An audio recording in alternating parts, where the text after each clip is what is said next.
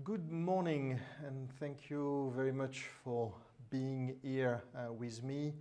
I'm here to share with you our experience regarding the technical debt and how to manage it and to get rid of it, right?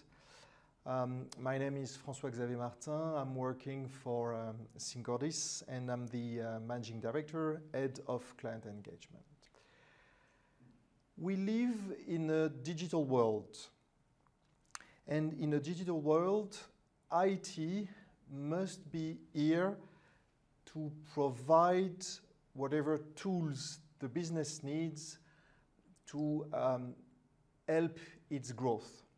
The business has more and more challenging requirements. They want to go fast. They want the best of breed tools in a timely manner. So IT must be able to sustain that growth, and having a technical debt is blocking IT from meeting these requirements. Okay. What is the technical debt? How do I recognize as a bank that I'm facing technical debt? Couple of easy symptoms. One is, are you having difficulties to deliver your projects, the requirements, in a timely manner, fast? So are your projects slow, delayed, or even cancelled? That's a very important and good symptom to recognize if you are in a technical debt. Do you have a fragile solution? Whenever you start touching your IT landscape and applications, it becomes unstable. You cannot predict how fast you can deliver and how stable an improvement will be. And fourth, are you stuck where you are? Is it extremely difficult for you to make your IT solution evolve? These are very clear symptoms that you're facing a technical debt, and this is blocking you from answering to your business requirements, to the requirements of your business. What is technical debt? I like to use to compare that with a financial debt. You have principal and you have interest. The principal is all the investments, the budget you spend on your IT landscape. All the projects you're running, this is your principal, the money you spend in new projects, in the stack, in the software, in the maintenance. The interest is the price you pay because your system is not up to date, because you have a complex system. So the price linked to the complexity, the price linked to the difficulty, to the fact that you're having old solutions with old programming language, for example. So principal, the money you spend, which is really an investment. Interest, the money you spend because you start to have an aging platform. Okay? I really like the small diagram or picture which is on that slide. I believe a nice picture is worth 1,000 words. You can clearly see here, business asking, how come you cannot deliver that feature very quick? And as an IT, you scratch your head, you say, oh man, if you understand my constraints, okay? This is the definition of the technical debt. McKinsey did a very interesting survey. They interviewed CIOs from 50 big banks and asking them a certain number of questions. Some questions around the investment they do, around the technical debt and what cost it has or what weight it has in their day-to-day life. Okay? What we can see is that up to 20% of a tech budget is allocated to paying down the technical debt. So when you have 100 euros to invest, 20 euros will be spent for your technical debt instead of delivering new projects, new features, new applications. Okay? And when asked what's the share of the technical debt compared to the total assets of the IT, it's 20 to 40%. So 20 to 40% of the assets, IT assets of a bank are linked to technical debt. But it gets worse. It's increasing. So when asked the questions, what's your perception of the evolution of your technical debt over time? 60% of the CIOs answers, it is increasing. So even if they spend up to 20% of their budget on it, still it is increasing, okay? And 69% of the respondents are using more than 10% of each and every project budget to address, to resolve the technical debt. So the impact on the bank is huge. The impact on IT is huge. So this is definitely an issue, a problem that must be tackled and solved. This diagram shows the evolution of what we call the customer responsiveness. So how fast the IT can answer to the business requirements. As you can see on that diagram, over time, when you start at the beginning, you have the optimal cost of change. Very little, okay? So your business has a new requirement, you implement it, you deliver it. You do it quickly, optimal cost. Over time, this optimal cost of change is degrading if you are not renovating your platforms, if you are not managing your technical debt, okay? Up to a point where you might not even be able to meet your business requirements. And this is where you must, absolutely must, take a decision and take actions, drastic actions to solve it. 3 easy strategy: do nothing, it will get worse. Replace, I mean, usually these are the kind of triggers to replace a core banking, replace a solution. But a replacement means high risk, high cost. If you replace a core banking by another one, you need to purchase a new core banking and do a full implementation. Third option, what we call incremental refactoring. So slowly and progressively over time, address your technical debt layer by layer, priority by priority, with a clear plan to solve your solution, okay? You need to have a strict commitment to investment, but it can be spread over time.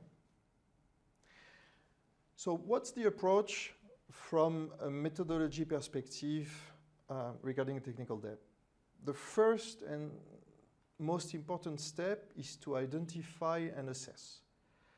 Identify what are your problems on all the layers: infrastructure, architecture, software solution. Identify and prioritize. You might not be able to do everything at once, so it is very important to understand which issue is slowing down the most, which issue is the most important to tackle first. Once you have that, you have your roadmap, you have your journey to solve the technical debt. And then it is just a matter of launching the project to reduce repaid debt by decommissioning applications, by consolidating your IT landscape and your architecture, by aligning new platforms to your roadmap, okay? Modernizing legacy apps you don't want to replace. Once you will have reached that point, very important, you must not stop here, because you need to prevent the technical debt from happening again. If you stop again here, you will start digging your technical debt once again. So from now on, you need to ensure that whatever new solution is required, that it is aligned with your strategy and your roadmap, and you must have a very strong and strict governance to ensure that you will not repeat the same mistake. Okay, having said all that, having explained what is the technical debt, having explained the impact of it and the approach, what does it mean concretely in the Temenos world? 4 dimensions, from hardware to local developments to modules. Whenever you upgrade a Temenos software, you need to consider the supported stack. Every release of every Temenos product, be it Transact, AAA, FCM, TDS, okay, is requiring a minimum supported stack. So identify which is your target release, identify what is the supported stack, what is your stack today, and understand what you need to do to renovate that stack. Potentially at that stage, anticipate a future migration to cloud, because cloud nowadays is everywhere and every single bank is moving to cloud. Okay? Supported stack, the infrastructure. Technical architecture. You must modernize your technical architecture. By upgrading to a target release, you will benefit from more recent technology, the newest microservices, even maybe distributed architecture. So modernize your architecture in line with what the new Temenos software is proposing. Okay? Third, very important, local developments.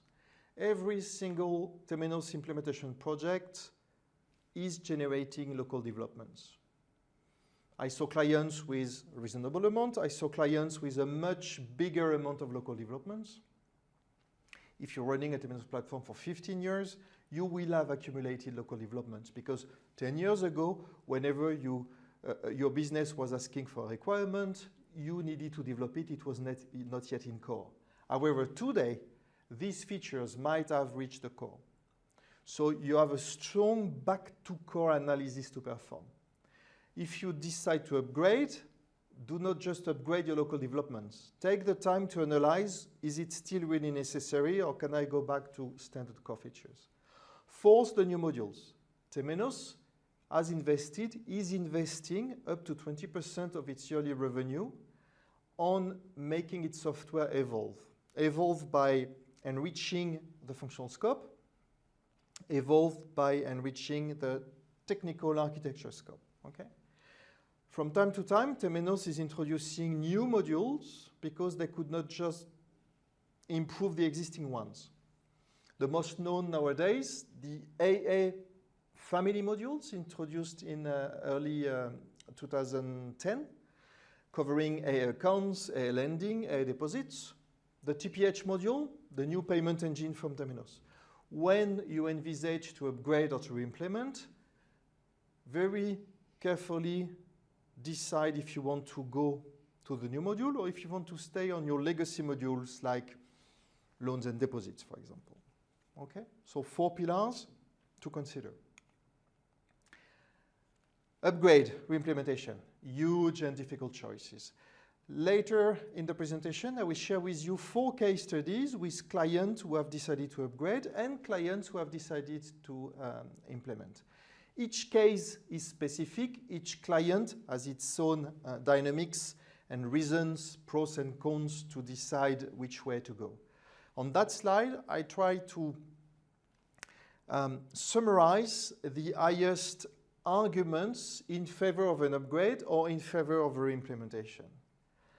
Budget-wise, an upgrade, most of the case, will be lower, less costly than a re-implementation, except if your upgrade is jumping more than 5 releases. An upgrade will be faster than a re-implementation. However, consider one thing, the level of testing is equivalent. Even if you upgrade, you need to re-execute your entire test case because you need to ensure that the upgrade has not introduced any regressions for your business. Okay? The implementation time frame might be longer, but you might go for an MVP, a minimum viable platform. Okay? From a risk perspective, upgrades are more controlled. Again, if you jump less than 5 releases, it's more industrialized. A re-implementation of the same core banking is always less risky than the implementation of a new core banking. So choosing to re-implement Transact if you already have Transact or TAP if you already have TAP is less risky than implementing a competition solution anyway. Okay? Finally, providing benefits to users. That's key because in the end, as an IT, you need to justify to your management and to the business the cost of a renovation and what it will bring in terms of benefits to the business and to the bank. Upgrade, it's more difficult to provide immediate business, especially if you do an upgrade like a technical upgrade. There is no improvement for the business. By doing a technical upgrade, you will only provide Technical modernization, but from a business perspective, no added value.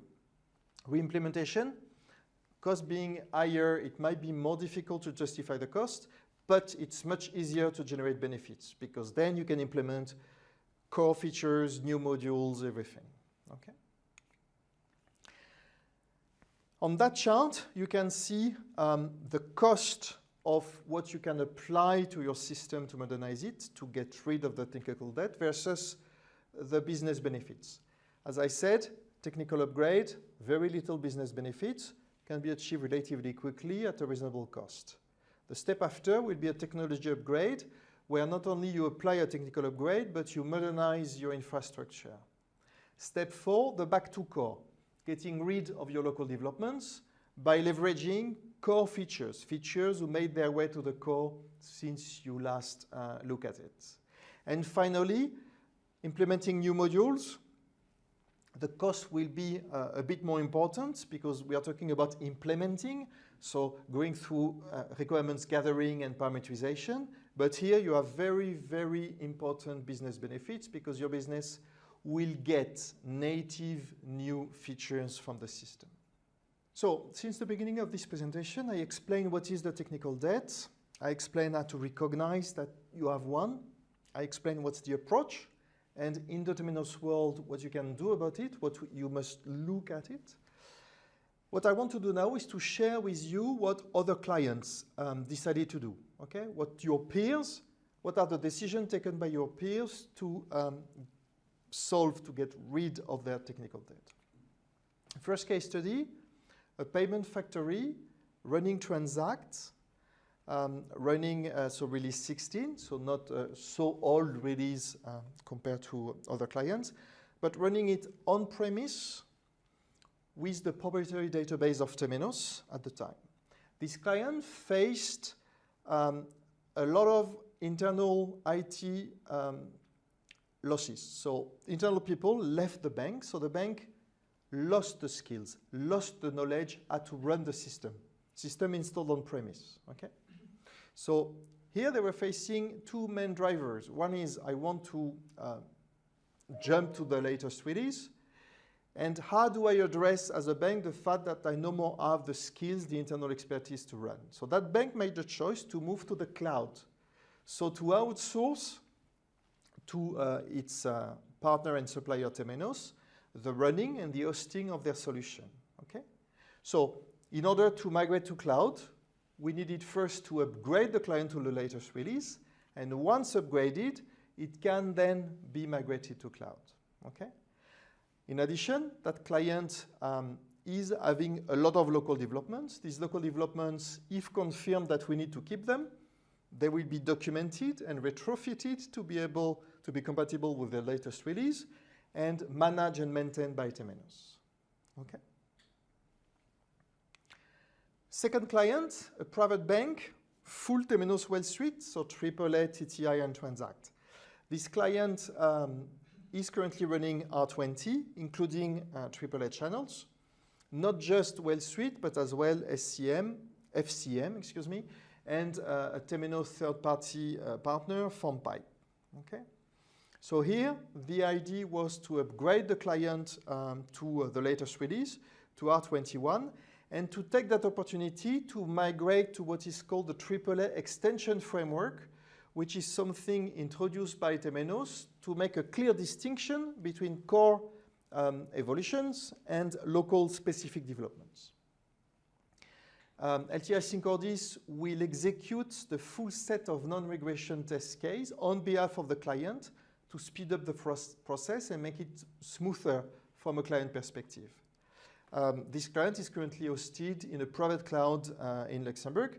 All the infrastructure will be renovated to be compatible with the supported stack of R21. Third client, third example, a corporate bank on Transact. This client was running R6 on-premise with huge volume of local developments. They made a choice to re-implement, not to upgrade, considering that R6 to R21 is too big of a jump, considering that They don't want to keep the legacy modules, but migrate directly to the new modules or leverage the new modules. And they needed to get rid of their massive local developments. In addition, this client has chosen to outsource its hosting to its headquarters. It is a subsidiary in a foreign country of a big bank. And because that headquarters are an internal center of competence who can run, host, and maintain Temenos solutions. So, re-implementation.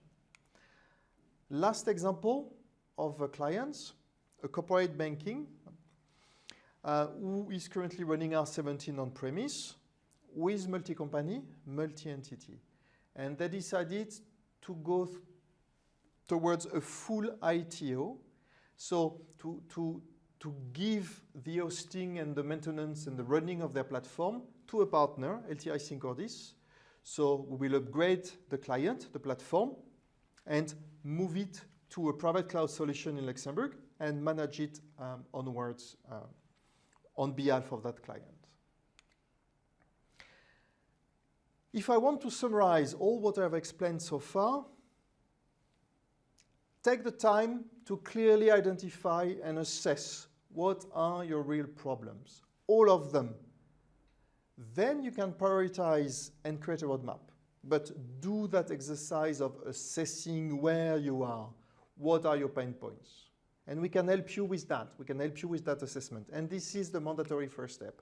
Only when you reach that, when you have collected that, identify that, can you create your roadmap and define what will be your journey over several years, potentially, to solve your technical debt and ensure that it disappears, allowing you as an IT to meet your business requirements. Okay. Use accelerators. Leverage accelerators provided by Temenos partners. We do have accelerators. We have an upgrade factory who is doing that for a living every day and night. We can have pre-set up systems if you decide to go for the implementation path. And finally, plan your investment in advance.